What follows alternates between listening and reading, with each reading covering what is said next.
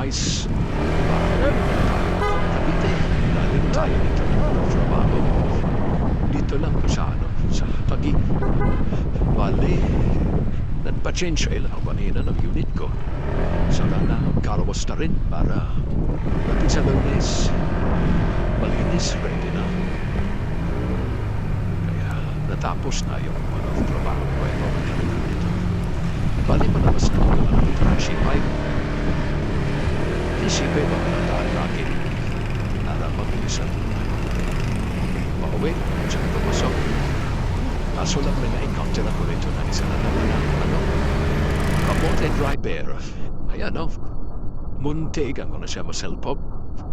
Bigla-bigla kasi lumiliko. Wala man lang signal light. Di pa marunong tumingin sa SMM. Kaya muntig ang mga disgrasya. Buti na naman ang supreme kasi kung kanina alam na sa pool. Na-lista naman yung motor natin.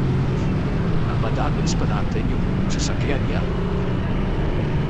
Kaya ingat lang tayo mabalik. At dito sa bandang ito, sa service road meron naman isang kamote. Naaring na kalsada yung mga taxi. Yan yan nangingitlog. Alam nang masikip na nga. Yan pa nag-aantay ng pasayero.